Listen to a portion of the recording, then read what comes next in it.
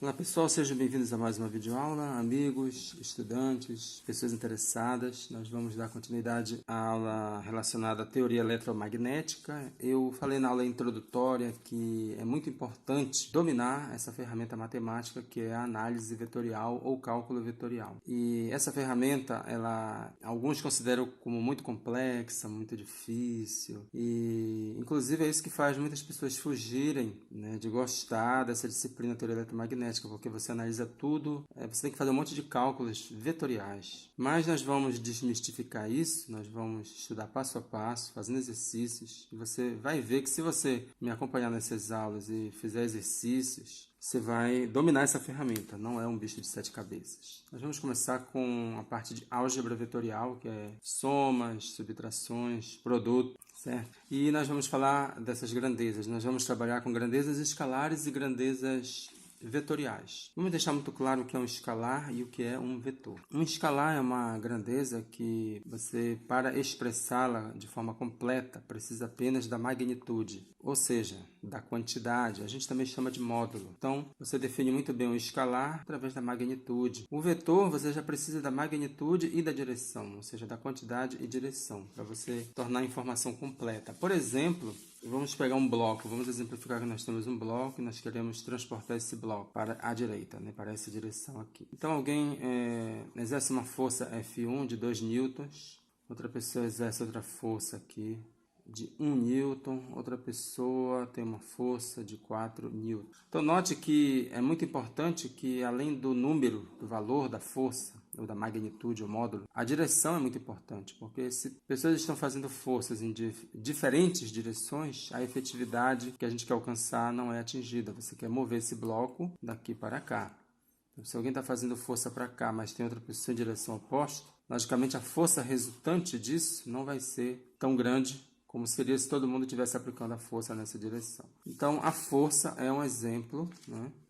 A gente geralmente utiliza, para representar um vetor, a gente representa a letra e uma barra. Quando é em livros, geralmente eles usam negrito.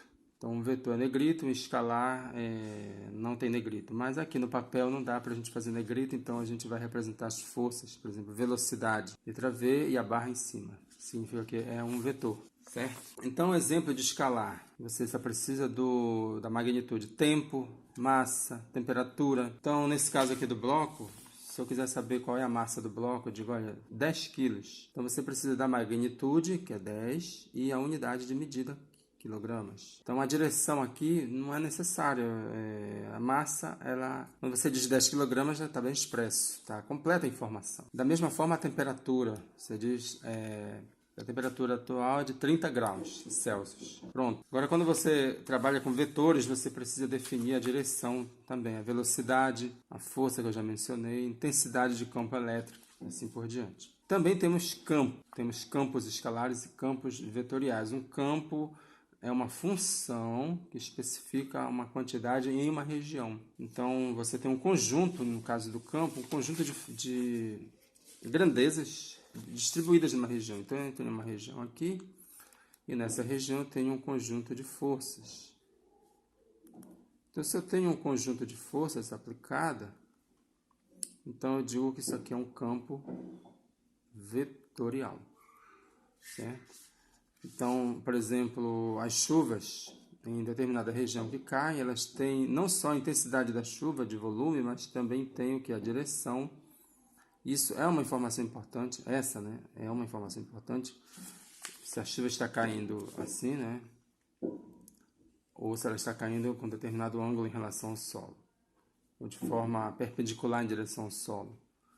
Então, isso aqui é um campo vetorial. As gotas de chuva são grandezas, ou melhor, um campo vetorial, porque eu tenho um conjunto de vetores. Já um campo escalar, tá? Então, aqui eu tenho campo escalar e campo vetorial. Um campo escalar, exemplo, a distribuição de temperatura no prédio, a intensidade de som no teatro e o potencial elétrico também numa determinada região. Que eu já mencionei, campo vetorial, velocidade de gotas de chuva na atmosfera, força gravitacional sobre um corpo no espaço, também é um campo vetorial.